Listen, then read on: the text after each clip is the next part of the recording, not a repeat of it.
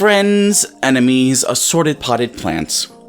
I'm going to need to explain something very quickly before we start the video proper. You might be aware that the God King of the Emerald Mines and the world's foremost supporter of freedom of hate speech, Elon Musk, renamed Twitter to this. I'm not sure what to call this. People have been calling it X, but that's not interesting enough to me. See, our letter X is derived from this letter of the Greek alphabet, and I'm to understand that this letter of the Greek alphabet is pronounced she or shy. And when you mangle that through an American tongue, what you get is, has it been 30 seconds yet? Shit.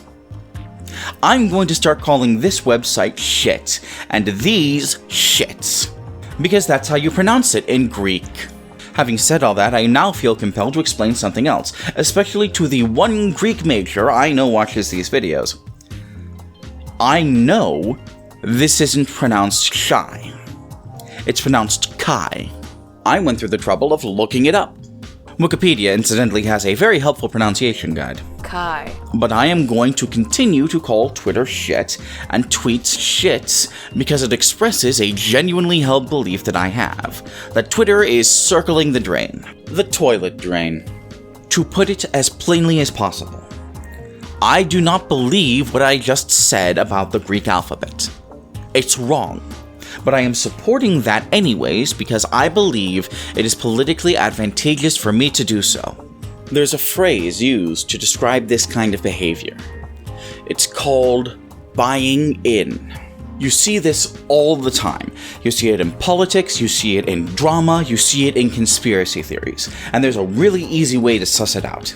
Speaking mostly from personal experience here, someone who genuinely believes something or has genuinely been misled, when presented with contrary evidence, will either retreat from the conversation or will just straight up admit that they were misled, that they were wrong. But someone who is bought in will waffle, will get defensive, will throw out accusations. In fact, let me show you. Sorry about that, I had to go take care of something real quick. Alright, so, as I was saying, the plural of that is shits, so he literally renamed tweets to... No, that's pronounced Chi. Phi, Chi, Psi, Omega. That's the Greek alphabet. Okay. Well, that's not the point. The point is that Twitter is garbage and Elon Musk... But just to be clear, you know what you just said is factually incorrect. Yeah, sure. The thing about shy... Kai is factually incorrect, but Twitter is still a wasteland, and Elon Musk is still promoting white supremacy. And the plural of that is shit, so he literally renamed tweets to... No, that's pronounced Chi. Phi, Chi, Psi, Omega. That's the Greek alphabet. I think different historians might have different interpretations. And you'd be wrong. We don't know everything about Greece, but we know how to pronounce their letters. Are you going to tell Chi Psi that they've been pronouncing the name of their fraternity wrong for almost 200 years? Are you a member of Chi Psi? I wouldn't be arguing with you online if I was a member of Chi Psi. Then why do you care? I care about factual accuracy. You're straightforwardly, factually wrong about what you're talking about. So I'm not allowed to call Twitter shit, is what you're saying? Not if you want this video monetized, no. Well, that's absurd. That's straightforwardly censorship. First off, there are literally hundreds of different words, and literally tens of thousands of different phrases even someone as dumb as you can come up with to express your discontent with Twitter. And second, yeah, being an adult means not using certain words. In the same way, it means not flinging your own dun at people you disagree with. So you approve of censorship, is what you're saying? In some instances, I do. I don't want people going around using racial slurs. I don't want people going around committing fraud or threatening to truncheon people. But I'm not talking about that. I'm talking about using a word. If you're anything like me, then you spend a medically inadvisable amount of time on the internet. That means you're probably familiar with that study that demonstrated that correcting misinformation can lead people to believe in that misinformation more strongly. A suspicion that I've had for a while, a suspicion that I would have no way to confirm and would not know how to confirm, is that this study did not differentiate between people who believed in misinformation and people who had bought into misinformation. To be clear, I am not targeting this as a failing of the study. People are not just going to tell you that they've only bought into an idea, and some people might not be aware that they've only bought into it. In fact, the only way I know of to differentiate between people who've bought in and people who truly believe is to gauge their response. And quite frankly, I'm not married to that idea. That also ties into a belief that I've had for a decade now, a belief that pulled me towards anti-fascist activism, but that I've only had the ability to articulate very recently. That belief is that people who spread misinformation tend towards knowing that it is misinformation, but they support it because it is politically advantageous to them. They've just bought in. It is also worth mentioning explicitly that this is not limited to one side of the political spectrum. The right does it, the left does it. Every liberal who believed that Robert Mueller was going to drag Donald Trump out of the White House by his pubic hairs was doing it. Every liberal nodding along gormlessly to Nancy Pelosi saying that Russian agents want a ceasefire in Gaza are doing it. Every leftist saying that Benjamin Netanyahu secretly controls the United States is doing it. We all on the same page? Good. Let's begin. A few days ago, by which I obviously mean 6 months ago, these videos take some time to get together, a friend of mine who is politically active on shit sent me this shit. For those precious, innocent few of you who are blessedly unaware, this is an allusion to the 14 words, a well-known white supremacist slogan. It's generally understood that the 14 words are the rhetoric of true believers in white supremacist ideology. You don't come within spitting distance of joking about the 14 words unless you are already deeply invested in white supremacist ideology and in the white supremacist movement. I found this shit intriguing. I've been vaguely aware for a while that the Libertarian Party has had accusations of racism and also general problems with racial equity. But my experience from the people I know who either are or have been members of the Libertarian Party has been that they are deeply and genuinely opposed to all forms of bigotry and discrimination. Not for the same reasons as I am. They frame it as that bigotry and discrimination violently interfering with the free markets, but they are genuinely invested with those ideas, which is more than I can say about most liberals I know. I decided I wanted to know more about what the Libertarian Party in general thought of this. So, mostly on a whim, I went and posted this shit to the Libertarian Party subreddit on Reddit, I think. And the responses I got fascinated me enough that I felt like I had to make this specific video. The responses I received can be placed in one of two general-ish groups. One group who is wholly opposed to the message and to white supremacy generally, and one group who are not those things. And it's tricky, because no one in this thread seems to be supporting white supremacist ideas or espousing white supremacist beliefs, with the sole exception of Robert F. Kennedy 1488, who made this account and responded to it while I was writing this essay. But on the other hand, this is difficult to explain without visual aids. I've tried to make this video as short as I can, and I have already failed, but I'm going to try to make this as simple as I can.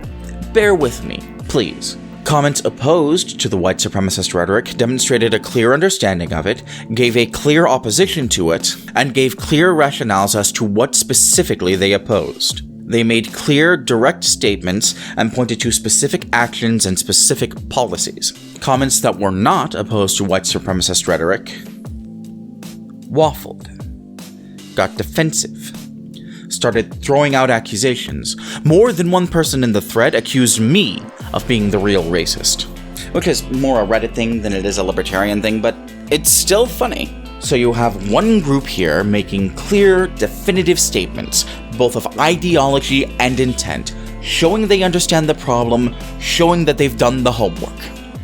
And you have another group here seemingly doing everything they can to avoid that. And I want to stop here and sort of figuratively take a breath. I feel morally compelled to make absolutely clear that I do not believe libertarians are inherently racist. I could not prove, and would not have any interest in proving, that any of the people who responded to the thread that I made are quantifiably racist, with the sole exception of Robert F. Kennedy, 1488. In fact, I will go on record and say that about half of the people who responded are for sure not racist, and oppose racism explicitly. I don't usually support liberals, but this is the kind of liberal that I can support, and I mean that as high praise. No, what's happened here is that the other half, the half that isn't ideologically opposed to discrimination and bigotry, they've bought in. They're supporting white supremacist rhetoric not because they believe it, but because they believe that it is politically advantageous for them to do so.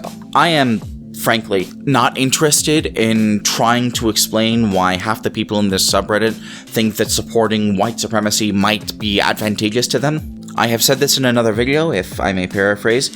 If someone hypothetically believed that the merits of white supremacy were worth debating, then that person would not be worth debating, for a myriad of reasons. TLDR, shitlords don't get a platform.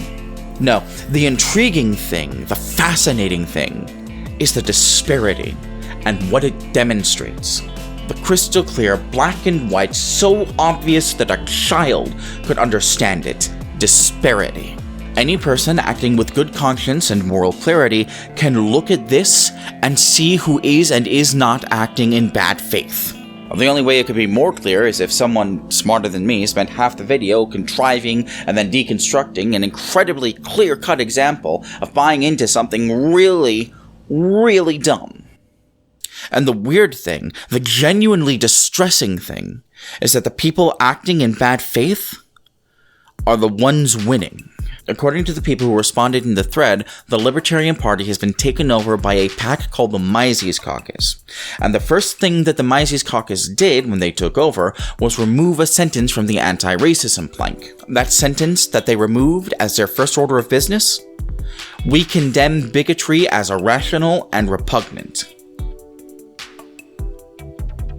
People in the thread told me that the Mises Caucus do condemn bigotry, but they literally removed the most clear and definitive statement condemning bigotry from their platform.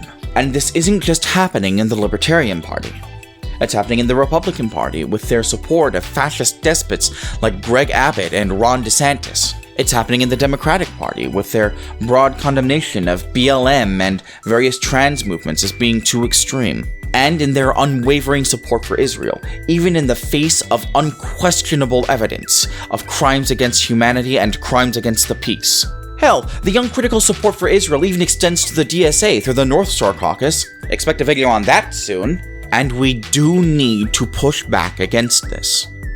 Not just the white supremacy, although the white supremacy does need to be opposed, but the buying in. Because you're doing it. I'm doing it. Part of the process of writing this video was going over what I did and did not believe, and what I'd simply bought into.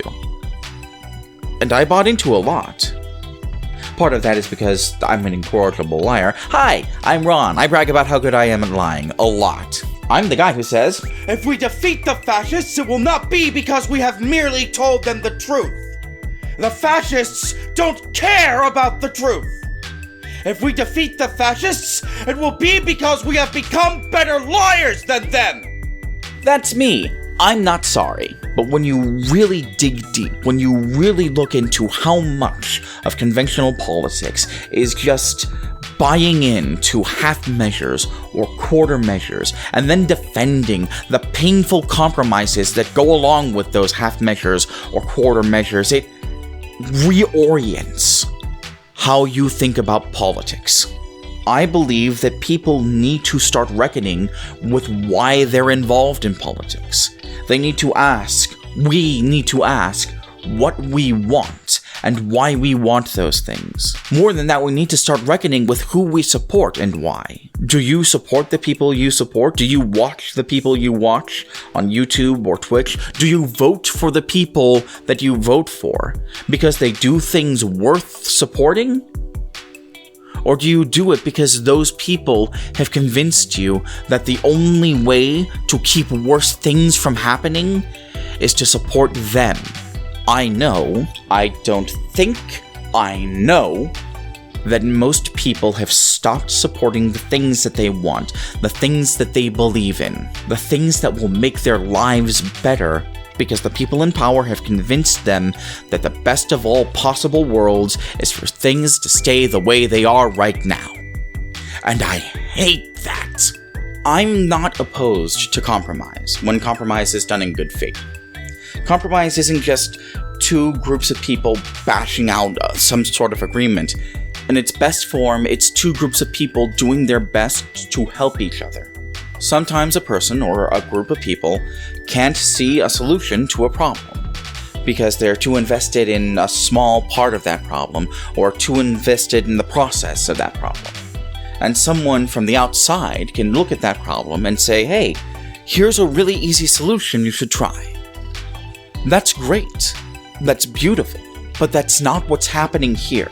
What's happening now is that people are taking advantage of the need for the world to change in order to force it to stay the same. These are people who want to convince you that a better world is not possible, that it is an outlandish fantasy for things to get better, and the best that you can possibly, conceivably hope for is for things to simply not get worse. People of good conscience and moral clarity wonder how monsters like Jeffrey Epstein got into power, and that is exactly how.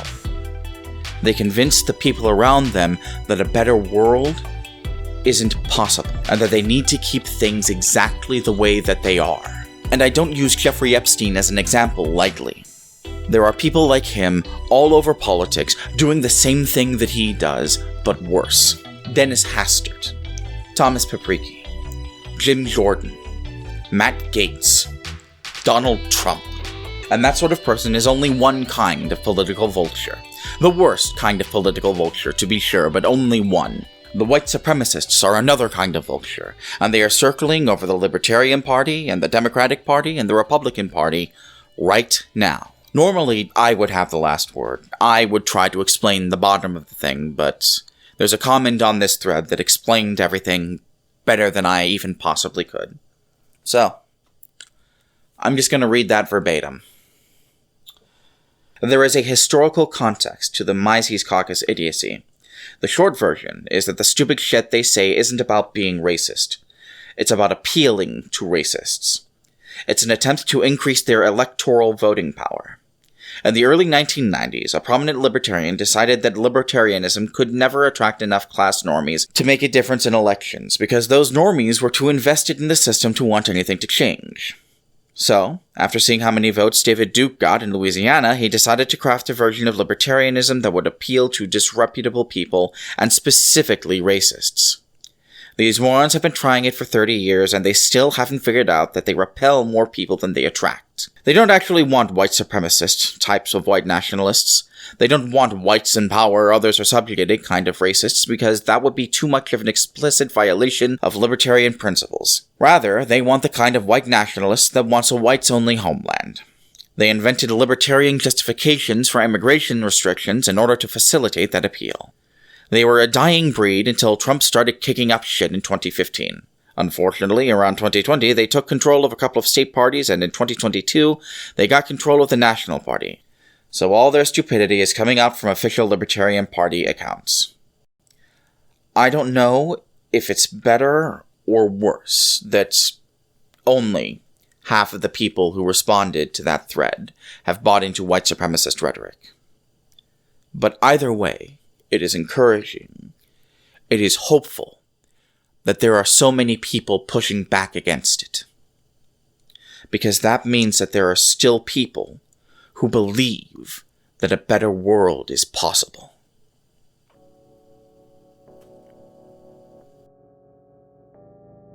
Shallow thought, superficial reasoning is the means to bondage. Hard thinking, deep reasoning is the means to freedom. That's from a section of the book called The Intellect. And that's all I have to say about that, at least for the moment. You know where the likes are, you know where the comments are. Leave one or both if you want to. I'd like to personally and genuinely thank the Libertarian USA subreddit and the people of good conscience who gave straightforward information there. Some of that information is going to a folder I'm going to refer to in future. I would also like to personally thank Fawn from Hog and Dice for contributing their voice. Speaking of their voice... Hello there. My name is Fawn from the Hog and Dice channel. I am a traditional storyteller and a folklorist, and my content revolves around dispelling the colonial misinformation that surrounds Irish folklore today. I have a current project in which I spotlight some of my favourite proverbs from the Irish Folklore Archive, and a few lined up where I talk about how folklore studies can be used to progress social movements. If any of that sounds interesting to you, Ron assures me he has placed a link in the description box below. Thanks for providing a smart and witty person voice, and also sorry this took so long to put up. Organizing around Palestine has taken up a lot of my time. I am not a libertarian, and I do not generally support libertarian ideas. I am an anti-capitalist, actually. The greed of the few is killing humanity, is killing the planet, and must be stopped. Which is what I'm trying to do, and you should be too.